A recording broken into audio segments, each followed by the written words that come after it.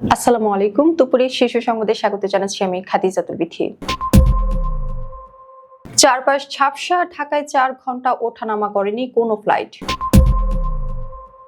বাংলাদেশে আইপিএল সম্প্রচার বন্ধে তথ্য উপদেষ্টাকে অনুরোধ আসিফ নজরুলের। জিয়াউর রহমান বেগম খালেদা জিয়ার কবর জিয়ারত ঢাবি সাদা দলের। মামলা জট কমাতে সবার সহযোগিতা চাইলেন প্রধান বিচারপতি। ক্রাউড ফান্ডিং এর টাকা 205 জন ফেরত চেয়েছেন তাসনিম জারা। কারওয়ান বাজারে ব্যবসায়ীদের লাঠি চার্জ করে ছত্রভঙ্গ করল পুলিশ। জামিন পেলেন হবিগঞ্জে বৈষম্য বিরোধীর সেই নেতা। ছাত্রলীগ করা অপরাধ হলে সার্জিস আলমও অপরাধী, মাহদি। রাজশাহী, সিরাজগঞ্জ, কুড়িগ্রাম সহ 6 জেলায় বাড়তে পারে শৈত্যপ্রবাহ। ভেনেজুয়েলায় মার্কিন হামলা বিপজ্জনক এক দৃষ্টান্ত, জাতিসংঘ মহাসচিব। ভয়ঙ্কর কারাগারে মাদুরো ফার্স্ট লেডির খোঁজ মিলছে না। এবং ট্রাম্পের হামলা ও মাদুরোকে তুলে নেওয়ার পর ভেনেজুয়েলাবাসীকে বিনামূল্যে ইন্টারনেট দিচ্ছে স্টারলিংক। শুনছিলেন শোনাম ব্যাপার বিস্তারিত। ঘন কুয়াশার চাদরে ঢাকা পড়েছে চারপাশ। এ কারণে হযরত শাহজালাল আন্তর্জাতিক বিমানবন্দরে সকাল 6টা থেকে প্রায় 4 ঘন্টা কোনো ফ্লাইট ওঠানামা করতে পারেনি। এই অবস্থায় 8টি ফ্লাইটকে বিভিন্ন গন্তব্যে ডাইভার্ট করা হয়েছে। রোববার 4 জানুয়ারি সকাল 6টার পর থেকে কুয়াশার তীব্রতা বেড়ে যাওয়ায় কোনো উড়োজাহাজ ঢাকা ছাড়তে পারেনি, তেমনি নামতেও পারেনি কোনো ফ্লাইট। বিমানবন্দর সূত্র জানায়, সকাল 6টার পর কুয়াশা চারপাশ ঝাপসা হয়ে যাওয়ায় কোনো ফ্লাইট ঢাকা থেকে উড্ডয়ন করতে পারেনি। একই কারণে ঢাকার আকাশে অবস্থান করা প্রায় 6টি ফ্লাইট নির্ধারিত সময়ে অবতরণ করতে ব্যর্থ হয়। পরে সকাল 9:52 কুয়াশা কিছুটা কেটে গেলে পুনরায় ফ্লাইট চলাচল স্বাভাবিক হয়। হযরত শাহজালাল আন্তর্জাতিক বিমানবন্দরের নির্বাহী পরিচালক group captain SM. Ragib Samad সংবাদ মাধ্যমকে বলেন, বিমানবন্দর আনুষ্ঠানিকভাবে বন্ধ ঘোষণা করা হয়েছে বিষয়টা তেমন না। মূলত সকাল 6টার পর থেকে ভিজিবিলিটি বা দৃশ্যমানতা ছিল না, ফলে কোনো ফ্লাইট উড্ডয়ন ও অবতরণ করতে পারেনি। পরিস্থিতি উন্নত হওয়ার পর 9:52 পুনরায় ফ্লাইট চলাচল শুরু হয়েছে। 8টি ফ্লাইটকে বিভিন্ন গন্তব্যে ডাইভার্ট করা হয়েছে জানিয়ে তিনি বলেন, এর মধ্যে 6টি ফ্লাইট সিলেট বিমানবন্দরে, 1টি ফ্লাইট কলকাতা বিমানবন্দরে এবং 1টি ফ্লাইট হ্যানয় বিমানবন্দরে পাঠানো হয়েছে। মুস্তাফিজুর রহমানকে আইপিএল থেকে বাদ দেওয়ার নিন্দা ও প্রতিবাদ জানিয়েছেন যুব ও ক্রীড়া উপদেষ্টা আসিফ নজরুল। উগ্র সাম্প্রদায়িক গোষ্ঠীর কাছে নতি স্বীকার করে বাংলাদেশের ক্রিকেটার মুস্তাফিজুর রহমানকে দল থেকে বাদ দেওয়ার জন্য কলকাতা নাইট রাইডার্সকে নির্দেশ দিয়েছে ভারতের ক্রিকেট বোর্ড। আমি এর তীব্র নিন্দা ও প্রতিবাদ জানাচ্ছি। শনিবার 3 জানুয়ারি রাতে নিজের ভেরিফাইড ফেসবুক পেজে এক পোস্টে তিনি এই নিন্দা ও প্রতিবাদ জানান। পোস্টে আসিফ নজরুল আরো বলেন, ক্রীড়া মন্ত্রণালয়ের দায়িত্বপ্রাপ্ত মন্ত্রী হিসেবে আমি ক্রিকেট কন্ট্রোল বোর্ডকে বলেছি তারা যেন আইসিসির কাছে পুরো বিষয়টি ব্যাখ্যা করে লিখে। বোর্ড যেন জানিয়ে দেয় যে যেখানে বাংলাদেশের একজন ক্রিকেটার চুক্তিবদ্ধ হওয়া সত্ত্বেও ভারতে খেলতে পারে না, সেখানে বাংলাদেশের গোটা ক্রিকেট টিম বিশ্বকাপ খেলতে যাওয়া নিরাপদ মনে করতে পারে না।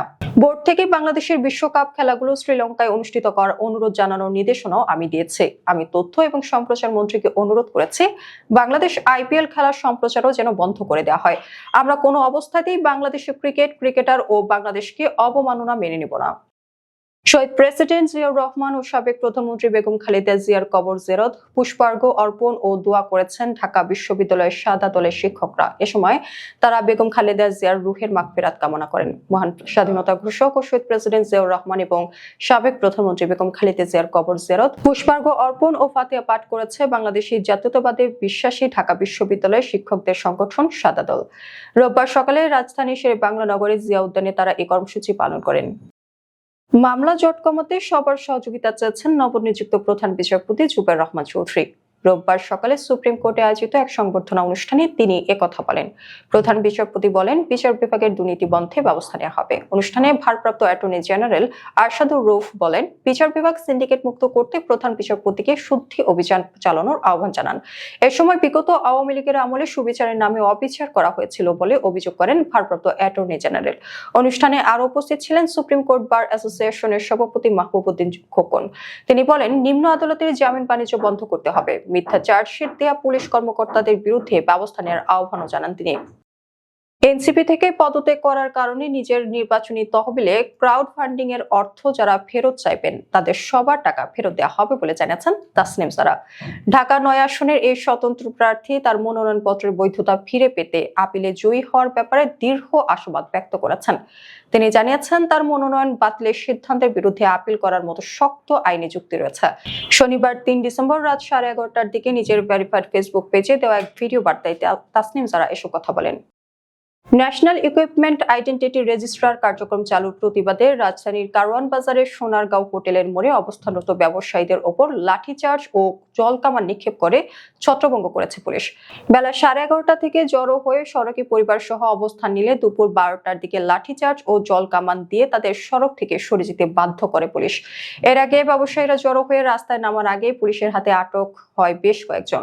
এরপর সোনারগাঁও হোটেলের মোড়ে কয়েকশো ব্যবসায়ী অবস্থান নেন। বৃহস্পতিবার থেকে হ্যান্ডসেট নিবন্ধন বাধ্যতামূলক করতে এনইআইআর কার্যকর করা হয়।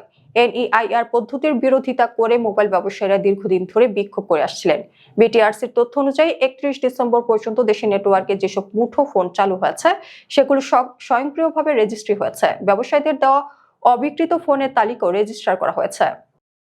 হবিগঞ্জে বৈষম্য বিরোধী ছাত্র আন্দোলনের জেলা শাখার সাধারণ সম্পাদক মাহাদি হাসান জামিন পেয়েছেন। রবিবার 4 জানুয়ারি সকাল 8:30টায় তাকে হবিগঞ্জ জুডিশিয়াল ম্যাজিস্ট্রেট আদালতে হাজির করা হয়। এর আগে শনিবার সন্ধ্যা 7:30টা থেকে রবিবার সকাল পর্যন্ত বৈষম্য বিরোধী ছাত্র আন্দোলনের শতাধিক নেতাকর্মী হবিগঞ্জ সদর মডেল থানার সামনে অবস্থান গ্রহণ করে। তারা রাতেই আদালতে বসিয়ে মাহাদির জামিন শুনানির দাবি জানান। যেহেতু রাতেই আদালত বসেনি তাই রবিবার সকালে তাকে আদালতে পাঠানো হয়। শায়েস্তাগঞ্জ থানার ভারপ্রাপ্ত কর্মকর্তা আবুল কালাম জানিয়েছেন, মাহাদিকে পুলিশের কাজে বাধা দেওয়ার অভিযোগে গ্রেপ্তার করা হয়েছে এবং তার বিরুদ্ধে মামলা দায়ের করা হয়েছে। শনিবার রাত 7:45টার দিকে তাকে হবিগঞ্জ শহরের শায়েস্তানগর এলাকা থেকে আটক করা হয় এবং প্রথমে সদর মডেল থানায় রাখা হয়। গ্রেপ্তারের পর তার সমর্থকরা রাতভর থানার সামনে বিক্ষোভ চালান। ছাত্রলীগ করা যদি অপরাধ হিসেবে বিবেচিত হয় তাহলে জাতীয় নাগরিক পার্টির উত্তরাঞ্চলের মুখ্য সংগঠক সার্জিস আলমও সেই অপরাধের আওতায় পড়েন, এমন মন্তব্য করেছেন বৈষম্য বিরোধী ছাত্র আন্দোলনের হবিগঞ্জ জেলা কমিটির সদস্য সচিব মাহাদি হাসান। তিনি বলেন, অতীতে ছাত্রলীগের সঙ্গে যুক্ত ছিলেন এমন পরিচয়ের ভিত্তিতে কাউকে অপরাধী ব্যাখ্যা দেওয়ার প্রবণতা তিনি মানেন না। এক ভিডিও বার্তায় মাহাদি হাসান বলেন, পূর্বে ছাত্রলীগ করার কারণে যদি একটা মানুষ অপরাধী হয়ে থাকে তাহলে তো আমাদের যে সকল মূল সমন্বয়কারী ভাইয়েরা ছিলেন তাদের মাঝে সার্জিস আলম ভাই উনিও একসময় ছাত্রলীগের সঙ্গে যুক্ত ছিলেন, তাহলে সার্জিস আলম ভাই নিজেও অপরাধী। পৌষের মাঝামাঝি সময়ে দেশ জুড়ে কনকনে শীতের প্রভাব বাড়ছে। ঘন কুয়াশা ও তীব্র হিমেল হাওয়ায় জনজীবন বিপর্যস্ত হচ্ছে। আবহাওয়া অফিস জানিয়েছে, দেশের কিছু অঞ্চলে চলমান মৃদু শৈত্যপ্রবাহ আরো তীব্র হতে পারে। উত্তর ও পশ্চিমাঞ্চলের জেলাগুলোতে শীতের তীব্রতা বেড়েছে। ঠাকুরগাঁও ও শরীয়তপুরের হিমেল বাতাস বইছে এবং তাপমাত্রা নেমে এসেছে প্রায় 10 ডিগ্রি সেলসিয়াসে। এই শীতে নিম্ন আয়ের মানুষ ও বহিরাগত শ্রমিকরা বিশেষভাবে বিপাকে পড়েছেন। হাসপাতালগুলোতে ঠান্ডাজনিত রোগের চাপও বেড়েছে। শয্যার তুলনায় ভর্তি রোগীর সংখ্যা কয়েক গুণ বেশি। বিশেষ ঝুঁকিতে রয়েছে শিশু ও বৃদ্ধরা। আবহাওয়া অধিদপ্তর জানিয়েছে, রাজশাহী, সিরাজগঞ্জ, কুড়িগ্রাম, যশোর, চুয়াডাঙ্গা ও কুষ্টিয়ার ওপর দিয়ে বয়ে চলা মৃদু শৈত্যপ্রবাহ আগামী কয়েকদিনে আরো বাড়ার সম্ভাবনা রয়েছে। ভেনেজুয়েলায় সামরিক অভিযান চালিয়ে প্রেসিডেন্ট নিকোলাস মাদুরো ও তার স্ত্রীকে আটক করে যুক্তরাষ্ট্রে নিয়ে আসার ঘটনাকে একটি বিপজ্জনক নজির হিসেবে অভিহিত করেছেন জাতিসংঘের মহাসচিব অ্যান্তোনিও গুতেরেস। মহাসচিবের মুখপাত্র স্টেফেন ডুজারিক শনিবার এক বিবৃতিতে জানান, ভেনেজুয়েলার চলমান উত্তেজনা বৃদ্ধির জেরে গুতেরেস গভীরভাবে উদ্বিগ্ন এবং তিনি আশঙ্কা করছেন এই অভিযানের কারণে অদূর ভবিষ্যতে দক্ষিণ আমেরিকা অঞ্চলে একটি উদ্বেগজনক পরিস্থিতি সৃষ্টি হতে পারে। বিবৃতিতে আরো উল্লেখ করা হয় যে আন্তর্জাতিক আইনের প্রতি সম্মানবোধের অভাব মহাসচিবকে শঙ্কিত করে তুলেছে। তিনি সংশ্লিষ্ট সবাইকে জাতিসংঘের সনদ ও আন্তর্জাতিক আইনের প্রতি পূর্ণ সমর্থন প্রদর্শনের আহ্বান জানিয়েছেন। মহাসচিবের মতে, মানবাধিকার সমুন্নত রেখে অন্তর্ভুক্তিমূলক সংলাপের মাধ্যমে এই সংকটের সমাধান করা উচিত। ভেনেজুয়েলার নেতা নিকোলাস মাদুরোকে নিউ ইয়র্কের ব্রুকলিনে মেট্রোপলিটন ডিটেনশন সেন্টারে নিয়ে যাওয়া হয়েছে। কারাগারটি এর আগে গিসলাইন ম্যাক্সওয়েল এবং পিডিডির মতো হাই প্রোফাইল বন্দীদের রাখার জন্য আলোচনা এসেছিল। যুক্তরাষ্ট্রের সময় শনিবার ভোরে একটি সামরিক ঘাঁটিতে নেওয়া হয় মাদুরোকে। সেখান থেকে হেলিকপ্টারে ব্রুকলিন ডিটেনশন সেন্টারে নেওয়ার আগে তাকে নিউ ইয়র্কের মাদকদ্রব্য নিয়ন্ত্রণ সংস্থার কার্যালয়ে নিয়ে যাওয়া হয়। তার বিরুদ্ধে মাদক পাচার ও অস্ত্র চোরাচালানের অভিযোগে মামলা দায়ের করা হয়েছে। তবে মাদুরো আগে থেকে কোনো ধরনের মাদক চক্রের সাথে জড়িত থাকার অভিযোগ অস্বীকার করে আসছেন। আদালত সূত্র জানিয়েছে মাদুরো এবং তার স্ত্রীকে নিউ ইয়র্কের একটি আদালতে হাজির করা হবে, তবে তাদের আদালতে তোলার সুনির্দিষ্ট তারিখ এখনো প্রকাশ করা হয়নি। জানা গেছে আগামী সপ্তাহে ম্যানহাটন ফেডারেল আদালতে এমডিসি মাদক ও অস্ত্র মামলার মুখোমুখি হওয়ার আগ পর্যন্ত তাকে এই কারাগারেই রাখা হবে। তবে মাদুরোর স্ত্রী সিলিয়া ফ্লোরেসের বর্তমান অবস্থা বা তাকে কোথায় রাখা হয়েছে সে সম্পর্কে এখনো স্পষ্ট কোনো তথ্য পাওয়া যায়নি। ভেনেজুয়েলার জনগণকে বিনামূল্যে ব্রডব্যান্ড ইন্টারনেট পরিষেবা দেওয়ার কথা জানিয়েছেন স্টারলিংক। বিশ্বের শীর্ষ ধনী ইলন মাস্কের স্যাটেলাইট ভিত্তিক ইন্টারনেট সেবাদাতা প্রতিষ্ঠান এটা। লাতিন আমেরিকার দেশটিতে বড় পরিসরে মার্কিন সামরিক অভিযান পরিচালনা এবং প্রেসিডেন্ট নিকোলা মাদুরো ও তার স্ত্রীকে তুলে যুক্তরাষ্ট্রের নিউ ইয়র্কে নিয়ে আসার পর স্টারলিংক এই ঘোষণা দিয়েছে বলে জানিয়েছে বিবিসি।